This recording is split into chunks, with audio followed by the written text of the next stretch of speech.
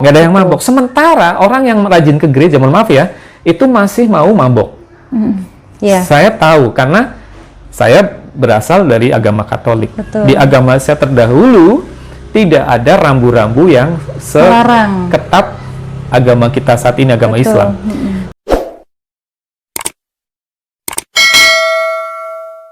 Lagi saya ngomong ke teman saya yang nemeni saya, bro gitu ya, saya lihat bulan saja ya, ini nggak jelas. Bagaimana saya lihat masa depan saya? Gitu. Nah itu saya mengalami ketakutan. Apa yang terjadi dengan masa depan saya kalau saya seperti ini terus? Terus teman saya terus gimana? Mau gimana? Saya mau berhenti dari ini semua. Caranya gimana mau berhenti kayak gini? Kayaknya saya mending ngaji deh.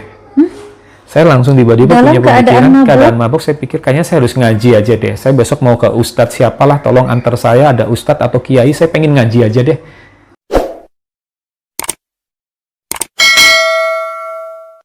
SMP saya negeri, SMA-nya kembali ke SMA Katolik.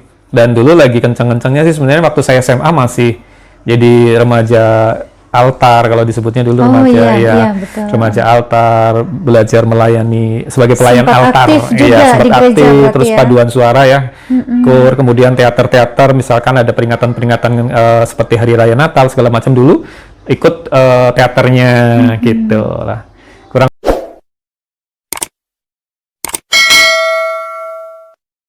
Assalamualaikum warahmatullahi wabarakatuh. Alhamdulillahirabbil alamin. Sahabat semuanya, berjumpa lagi di channel Meluruskan Doktrin, yang mana pada kesempatan ini saya coba akan memberikan sebuah video kesaksian seorang mu'alaf yang mana pada awalnya dia berkepercayaan Konghucu, kemudian bersekolah di sekolah Katolik dan menganut Katolik sampai dengan SMA. Namun karena suatu peristiwa dia akhirnya menemukan sebuah hidayah untuk memeluk agama Islam. Bagaimanakah kisah selengkapnya para sahabat? Marilah kita saksikan videonya bersama-sama dan mudah-mudahan ini bermanfaat bagi kita semua. بشر المنافقين بأن لهم عذابا أليم. Saya penasaran nih kok, gimana sih latar awal mula kok mulai tertarik dengan Islam dan sampai di titik kok mantap untuk bersyahadat? Itu gimana kok ceritanya? Jadi Allah menakdirkan saya dilahirkan di keluarga yang menganut kepercayaan Konghucu. Ya, kebetulan kakek nenek dari mama saya adalah asli orang Tionghoa, asli orang China yang masuk ke Indonesia karena berdagang, kemudian tinggal di Purwokerto. Tapi mama saya lahirnya di Indonesia, di Purwokerto. Tapi kakek nenek saya memang asli sana. Dan dulu ketika saya kecil, saya masih bareng dengan kakek nenek. Masih ingat betul, saya kecil itu biasa diajak sama nenek saya ke kelenteng. Jadi agama keluarga saya memang Konghucu. Jadi ya saya ngikut keluarga di Konghucu, dan ya pertama kali saya mengenal ibadah, ya ibadah saya di kelenteng sebagai umat Konghucu dulu. Kemudian saya disekolahkan di TK Katolik, TK Santo Yosep Purwokerto. Maka saya kenal agama Katolik dan akhirnya secara otomatis saya masuk Katolik dengan mengikuti serangkaian syarat, karena kalau Katolik tidak dari lahir itu harus mengikuti yang namanya katekumen, pendidikan katekumen sampai selesai kurikulumnya baru bisa dibaptis menjadi sah sebagai umat Katolik. Ya, jadi SD dulu saya baru ikut. Kalau Muslim syahadat. Ini kalau di Katolik tuh harus namanya pendidikan katekumen. Jadi dibaptis, tapi harus ikut pendidikan dulu tuh. Nah, baru bisa dapat baptis setelah selesai pendidikan katekumen dulu. Nah, saya ikut itu SD. Setelah SD baru, mungkin karena sering di sekolah di Katolik, jadi sering ke gereja kan akhirnya. Maka dulu mau nggak mau masuk Katolik karena terbawa di lingkungan sekolah ya. Akhirnya masuk Katolik di SD waktu itu. Sampai SMA, kalau SMP saya negeri, SMA-nya kembali ke SMA Katolik. Dan dulu lagi kenceng-kencengnya sih sebenarnya waktu saya SMA masih jadi remaja altar kalau disebutnya dulu Oh, remaja, iya, ya. iya, betul. Remaja altar, belajar melayani sebagai pelayan Sempat altar, aktif juga iya, sempat di gereja aktif, berarti terus ya. paduan suara ya, kur, kemudian teater-teater, misalkan ada peringatan-peringatan seperti Hari Raya Natal segala macam dulu, ikut teaternya gitu lah. Kurang lebih begitulah di awal, dan kebetulan karena di keluarga saya kental sekali adat Konghucunya, adat Tionghoanya, jadi dulu juga masih campur ya antara Katolik dan masih ke Konghucu juga, terutama hari-hari besar, karena keluarga saya itu kental banget, masih memegang erat budaya Tionghoanya. Budaya Tionghoa. Ya, jadi ada hari-hari besar untuk Tionghoa, kumpul keluarga, sembahyang, tradisi Tradisi-tradisinya seperti itu, masih- ke makam seperti itu. Iya. Kemudian ada upacara-upacara yang dilakukan di rumah bersama keluarga besar. Saat itu saya masih sering seperti itu. Oke kok. Kehidupan sebelum mualaf, Ya. keseharian kok tuh gimana? Ya, saya dilahirkan di keluarga yang tidak mampu. Kebetulan mama saya sendiri seorang penjahit, mencari uang sebagai penjahit, dan kebetulan single parent. Jadi saya kelas 1 SD, dan saya punya 3 adik laki-laki. Itu ada masalah dengan rumah tangga orang tua saya yang akhirnya berujung perceraian. Dan setelah cerai saya ikut mama.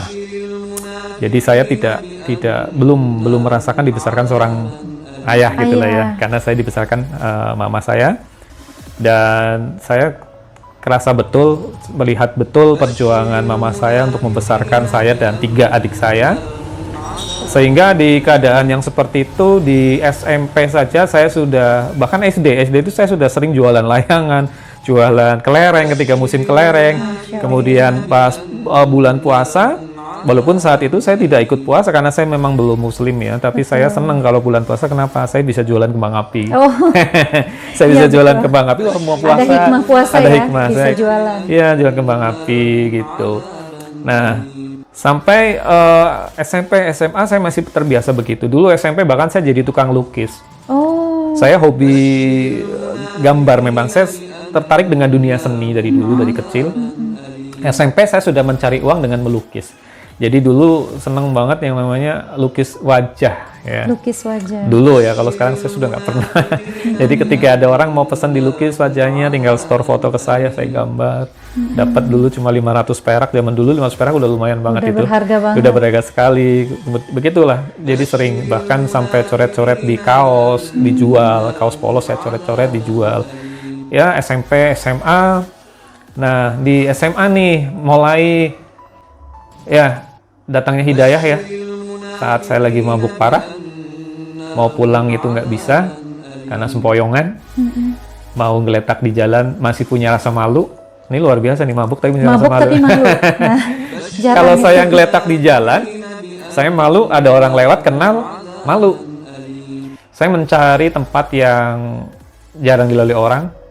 Saya minta diantar teman saya di sebuah lapangan bola. Itu ada di lapangan bola UMP sekarang. Itu bersejarah sekali. Jadi saya kalau masuk ke UMP lihat lapangan bola itu, wah itu Ingat langsung. ingat banget. Di tengah lapangan bola dulu masih IKIP Muhammadiyah dulu, IKIP ya, belum jadi universitas, masih IKIP. Jadi masih lalu lalang orang umum tuh masih gampang nggak? Sekarang kan ada security, ada apa ya? Kalau dulu nggak. Saya tidur di tengah lapangan. Saat itu bulan purnama. Dan tepat bulan purnama itu di atas muka saya. Saya melihat jelas banget bulan purnama, tetapi bulannya 2. Karena mabok kali. Bukan karena bulan keajaiban 2, tapi mata saya yang udah nggak normal Iya, ya. betul, Karena betul. lagi mabok berat. Efek mabok ya. Iya. Bulan ini 2, saya coba satukan, misah lagi, saya coba satukan, misah lagi. Saya ngomong ke teman saya yang nemeni saya, bro gitu ya. Saya lihat bulan saja ya, ini nggak jelas. Bagaimana saya lihat masa depan saya, gitu. Nah itu saya mengalami ketakutan. Apa yang terjadi dengan masa depan saya kalau saya seperti ini terus? Terus teman saya terus gimana? Mau gimana? Saya mau berhenti dari ini semua. Caranya gimana mau berhenti kayak gini? Kayaknya saya mending ngaji deh. Saya langsung tiba-tiba Dalam punya pemikiran keadaan mabuk. Saya pikir kayaknya saya harus ngaji aja deh. Saya besok mau ke ustadz siapalah, tolong antar saya, ada ustadz atau kiai, saya pengen ngaji aja deh. Kenapa saya bilang begitu? Karena saya berkeyakinan kalau saya ngaji, yang saya tahu orang ngaji itu nggak mau mabok. Betul. Orang yang mau ngaji nggak mau mabok. Mohon Nggak ada maaf orang ngaji ya. yang mabok, Nggak ada yang gitu. mabok. Sementara orang yang rajin ke gereja, mohon maaf ya, itu masih mau mabok. Iya. Saya tahu karena saya berasal dari agama Katolik. Betul. Di agama saya terdahulu tidak ada rambu-rambu yang Melarang. seketat agama kita saat ini, agama Betul. Islam. Jadi kalau saya kembali ke gereja belum tentu saya stop mabok. Tapi kalau ngaji saya yakin pasti saya jadi takut mabok. Karena jelas banget di Islam tuh mabuk dosa. Tapi Masya Allah ya, sahabat muslim, dalam keadaan mabuk, itu bisa ingat ngaji. Itu luar biasa, ar-Rahman ar-Rahimnya Allah ya. Iya, betul. Gitu.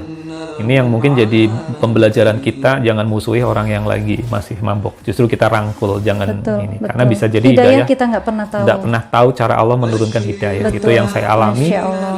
Justru saat mabuk parah, disitulah saya dapat kasih sayangnya Allah luar biasa. Kalau saya pengen ngaji. Maka besoknya saya diantar sama teman saya itu ke seorang Ustadz Misbah namanya.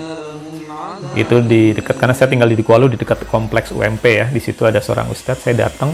Saat itu rambut saya masih panjang, masih acak-acakan, mata masih merah, muka masih kucel gitu kan. Masih selengean Masih lah selengean. itunya. Iya. Datang ke seorang Ustadz, Ustadz Misbah itu kaget. Nih ada tamu preman, ya masih bau alkohol, tiba-tiba datang. Ada apa ini? bener, Nah, Anda nih. saya langsung to the point, Ustadz, mohon maaf, saya pengen ngaji. Langsung begitu. Oh, terus siapa nama? Sudah bisa sholat atau belum? Saya belum pernah sholat. Saya belum tahu menjadi orang Islam itu bagaimana. Akhirnya tahu kalau saya memang dari agama non-Muslim ya, dari non-Muslim, Katolik. dari Katolik. Oke. Ini Mas saya kasih buku, itu saya masih ingat bukunya judulnya Tuntunan Sholat Nabi. Betul, buku yang legend itu. Legend ya. Legend. Dipelajari ya, nanti kita belajar bareng-bareng. Ini dulu aja. Sebelumnya tentu saya sudah dituntun untuk bersahadat. Dan saya masih ingat betul, udah sahadat sekarang ya, siap. Nggak perlu saksi lah, saksinya langsung Allah gitu. Betul. Kata Ustadz. Kata Ustadznya, langsung disaksikan Allah. Paling di situ ada beberapa teman saya yang menyaksikan, jadi tidak pakai acara yang harus di masjid Iya, segala macam. disaksikan. Iya, langsung ke Allah ya, siap insya Allah, bersahadat. Kemudian saya bawa pulang bukunya tuh. Saya pulang bawa buku itu, kemudian saya coba buka. Saya tuh orang yang malas baca. Ketika saya baca, wah saya makin nggak paham nih, gimana saya sholat. Maka saya taruh buku itu, saat itu saya masih ingat, itu mau maghrib, saya cari teman saya yang biasa ke masjid, tolong bantu saya pengen ikut sholat di masjid. Masya Allah. Gitu. Oh ya bagus. Ini kalau belum bisa sholat di masjid itu sah seperti yang lain gitu. Wah ya sudah saya ajarkan. Tolong ajarkan saya wudu. Saya datang ke masjid kemudian diajarkan wudu. Ini Masya Allah, ini akan ada keajaiban yang luar biasa. Ketika saya berwudu, alhamdulillah nih teman saya ini cerita sambil ngajar itu tuh dibasuh tangannya yang pertama. Ya, diajarin step by step wudunya. Tangannya itu kan banyak tuh berbuatnya nggak bener. Saya langsung ngebayangin betul banyak dosa di tangan saya basuh. Kumur-kumur. Iya, ini kumur-kumur harus saya banyak berbicara yang nggak baik, kumur-kumur. Saya Udah banyak membayangkan. minum juga ya. Iya. Terus basuh tuh muka, banyak mata lihat yang nggak bener. Oh iya betul. Sampai ke kaki tuh gitu. Justru ketika saya sambil wudu sambil membayangkan, selesai berwudu, saya merasakan kok saya seperti habis dimandikan dengan air yang paling sejuk di dunia. Itu saya merasakan betul seger, Masya Allah, seger sekali. Tiba-tiba saya melihat sekeliling kok pandangan lebih cerah, badan saya lebih enak, lebih seger dari sebelumnya. Saya katakan, saya belum sholat saja, baru wudhu saja, saya sudah merasakan keajaiban yang Masya Allah luar biasa. Masya Allah. Yang mungkin teman-teman saudara semua yang muslim dari lahir tidak merasakan apa yang saya rasakan ketika pertama kali saya menyentuh air wudhu. Dan itu nikmat yang luar Nikmatnya biasa. dan membuat saya ketagihan nunggu kapan saya berwudhu lagi. Nah, keajaiban pertama saya dapatkan, saya makin mantap, ini luar biasa. Air wudhu saja yang hanya mungkin beberapa liter, tidak banyak, tapi saya seperti dimandikan dengan air yang sangat segar sekali. Saya masuk ke dalam masjid, saat itu sudah berlangsung sholat berjamaah maghrib, dan teman saya mengatakan, udah, nggak usah berpikir, ikuti saja gerakan orang yang di depannya. Insya Allah pahalamu sama dengan pahala mereka, oke?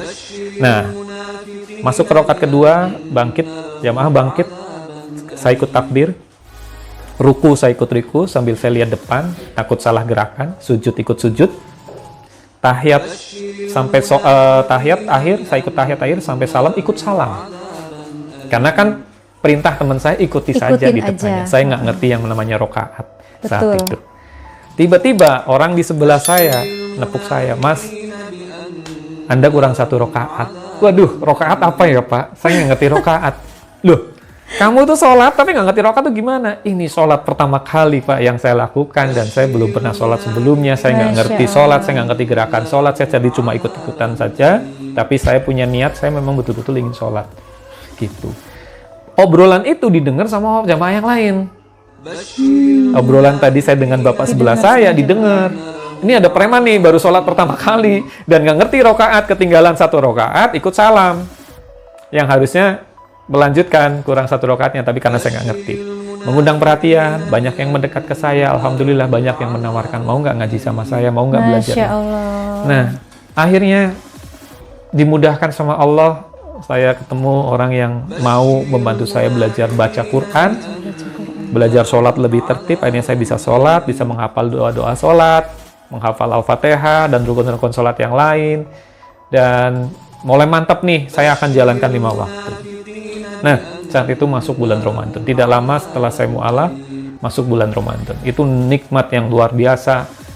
Pertama kali saya menunaikan ibadah puasa dalam hidup saya bisa menikmati sahur, bisa menikmati nikmatnya berbuka, nikmatnya sholat tarawih. Dan alhamdulillah itu gaspol mungkin saat Ramadan itu karena saya tidak punya pekerjaan lain kecuali saya full kegiatan agama.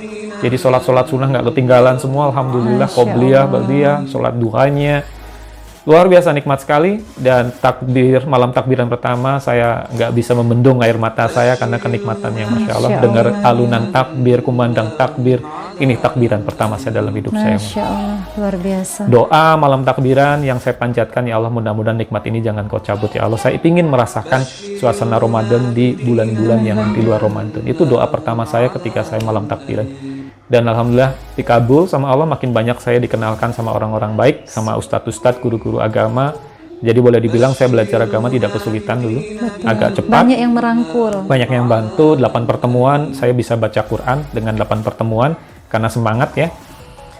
Saya langsung diadai Quran dulu sama seorang dosen namanya Pak Amir, dosen UMP, menghadiri saya Quran dan beliau yang mengajarkan pertama kali mengenalkan huruf-huruf Arab, dan akhirnya saya bisa membaca Quran walaupun ya saat itu tajwidnya masih ala kadarnya lah ya, tapi minimal saya bisa.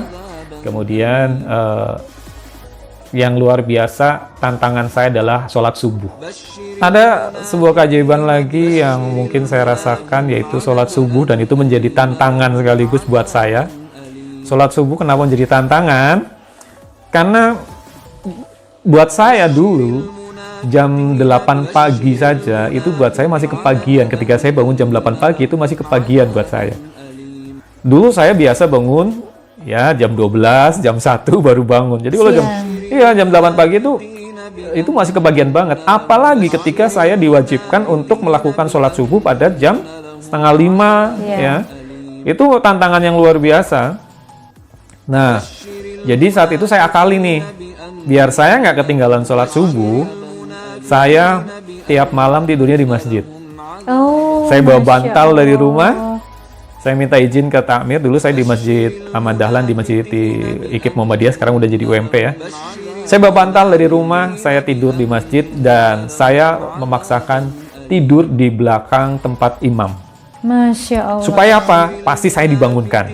Karena kalau saya nggak bangun, nggak mungkin bisa sholat subuh. Betul, memang. betul. Jadi saya tidur di situ. Sebegitu. Iya, biar ada orang yang berusaha keras biar, membangunkan saya. Dan karena biar nggak ketinggalan sholat subuh. Saya tidur di masjid. Nah, itu yang saya lakukan. Jadi pasti dibangunin. Kalau saya nggak bangunin, gimana sholat jam mau berlangsung? Jadi saya tidur persis di belakang tempat sholat imam itu. Di soft yang depan sendiri, saya udah tidur ngeletak di situ. Nah, akhirnya pengurus masjid itu lihat saya lucu, unik, dan akhirnya udah Mas Erik sekalian aja kalau gitu adzan subuh ya gitu. Wah, saya nggak bisa adzan Pak gitu. Diajarilah saya adzan. Besoknya, wah saya didorong adzan subuh sekalian, wong udah jadi penunggu masjid kan ceritanya gitu. Betul. Adzan subuh pertama, waduh itu nervousnya Masya Allah. Nervousnya luar biasa ketika saya pegang mic, saya harus adzan. Sementara saya diceritain fadilahnya orang adzan tuh Masya Allah. Luar biasa. Wah, semakin gemeter kan? Nah, dengan suara yang fales ya, dengan tajwid yang masih berantakan, tapi saya beranikan untuk adzan. Dan ketika hari saya dibuka dengan sesuatu yang baik, yaitu sholat subuh, awal hari saya dibuka dengan kegiatan yang baik, yang saya rasakan sepanjang hari kebaikan. Maka sampai hari ini saya pegang rumus itu. Saya harus mengkondisikan setiap pagi dalam keadaan bahagia, bersyukur. Insya Allah sepanjang hari dapat ketenangan, kedamaian. Jadi salah satu rumus saya, dan ini nanti bisa dipraktekkan. Kondisikan pagi hari, bangun tidur itu dalam keadaan bersyukur. Bersyukur membawa kita bahagia. Insya Allah sepanjang hari bahagia terus gitu. Itu rumus. Kenapa? Kita dapat keberuntungan sebagai umat muslim, awal hari sholat dulu. 2 rakaat yang luar biasa. Karena itu membuat mental, iman, kita nanti lebih terarah lah insya Allah gitu, subuh. Tuh teman-teman, yang saya rasakan dari keajaiban subuh gitu. Wajar ketika sholat subuh disebut, ketika orang yang melakukan sholat subuh, apalagi tidak ketinggalan sholat 2 rakaat sebelum subuh, itu seperti memiliki dunia sih. Tidak ada yang lebih berharga kecuali orang yang selalu bersyukur dan bahagia. Itu orang yang paling beruntung di dunia ini. Bukan orangnya dan bahagia. Bahagia, bersyukur, selalu tenang pasti. Orang bersyukur, tenang, bahagia. Tidak ada yang lebih keren ya di dunia ini kecuali orang yang punya itu. Bersyukur, tenang dan bahagia. Apapun kondisinya, mau ada kejadian, peristiwa, dia akan menyikapi dengan bersyukur. Jadi rumusnya dari syukur, ketemu dapat bahagia, plus tenang. Orang yang tenang bahagia, dia akan bisa berpikir dengan baik, dia akan kreatif, dia akan menyikapi masalah dengan positif. Kalau orang yang menyikapi masalah dengan tenang, solusinya lebih ketemu, lebih gampang menemukan solusi. Tapi orang yang lebih banyak mengeluh, dia nggak akan dapat solusinya. Pasti dia akan makin mendramatisir persoalan hidupnya. Dia akan makin berat merasakan persoalan hidupnya. Jadi salah satu kunci menghadapi hidup, tantangan hidup, ya saya tidak pernah mengatakan masalah. Saya lebih suka merubah kata masalah menjadi tantangan. Ya. Tantangan hidup sikapi dengan positif, tenang. Maka kuncinya di bahagia tadi rumusnya kan. Bahagia, bersyukur, maka kita akan tenang. Tenang menyikapi segala sesuatu. Insya Allah solusinya lebih ketemu. Jadi gitu. Masalah diganti dengan kata tantangan. Gitu. Kata tantangan. Karena apa? Manusia secara fitrah, secara alami suka dengan tantangan. Tidak suka dengan masalah. Maka ketika kita rubah kata masalah menjadi tantangan, kita lebih termotivasi untuk cari solusi, strategi, bagaimana kita bisa melewati tantangan itu. Masya Allah, luar biasa. Nah, yang saya penasaran nih, ketika dulu masih aktif di gereja ya? Iya, SMA itu. SMA tuh lumayan aktif. SMA lumayan aktif sekali. Dulu waktu belum jadi muslim, belum bermualaf, apa sih yang sering terpikir tentang muslim? Oke. Saya waktu kecil itu suka main dekat musola, dan saya senang banget lihat orang saat itu kalau di musola itu ada hadroh ya. Oh iya, ada hadroh dan sambil melantunkan sholawat. Saya nggak ngerti artinya ya, tetapi kok ini tapi keren. Suka. Iya, kebetulan karena saya suka seni kan. Ini sebuah musik religi yang saya nggak ngerti artinya, tapi saya suka lihat orang-orang lagi hadroh gitu. Nah, kemudian saya dulu setiap bulan Ramadan ketika saya masih non-muslim, kadang saya iri lihat teman-teman puasa kok kayaknya asik ya, dia sahur, oh dia buka, itu seperti iri ya. Oh dia terawih sama teman-temannya. Ya saya cuma nungguin mereka selesai terawih baru main lagi. Nah, itu yang pertama. Yang kedua, ketika saya membaca sebuah buku di sebuah perpustakaan, itu ada buku judulnya kumpulan surat Rasulullah. Jadi di buku itu merangkum mungkin ada beberapa surat Rasulullah, dan saya nggak sengaja buka ada sebuah surat yang ditujukan kepada seorang pendeta. Oh gitu. Saya tidak tahu apakah buku itu buku fiksi atau non fiksi, saya nggak jelas saat itu, tapi itu menarik perhatian saya. Saya melihat ada sebuah surat yang ditujukan kepada seorang pendeta dari Rasulullah, yang isinya, wahai sahabatku, sebenarnya kita ini sama, apa yang kita ingat adalah satu, yang kita sembah adalah satu, dan sebenarnya kita agama itu satu, nggak berbeda, yaitu tauhid. Dari zaman dulu sampai saya mulai berpikir, betul juga ya. Saya tertarik dengan sejarah. Saya suka dengan kisah-kisah Nabi, dari Nabi Adam, Nabi Ibrahim, Nabi Musa, Nabi Isa, sampai ke Nabi Muhammad. Betul juga, ini logis sekali bahwa sebenarnya agama itu tidak berbeda-beda. Agama itu satu. Dan agama yang betul adalah agama yang membuat manusianya bertauhid, umatnya bertauhid. Ya dari dulu, dari zaman Nabi Adam, Nabi Ibrahim, Nabi Musa, Nabi Isa, Nabi Muhammad, semuanya sebenarnya Menyembah Allah yang satu. betul membawa ajaran tauhid. Cuma pada saat Nabi Isa, umatnya sendiri yang akhirnya mengkreat ya, membuat kreasi sendiri. Sebenarnya yang dibawa Nabi Isa pun agama tauhid. Sama, Iya. Saya akhirnya di situ salah satu yang makin memantapkan saya. Yes, saya dapat jawabannya sekarang. بأن لهم عذابا أليما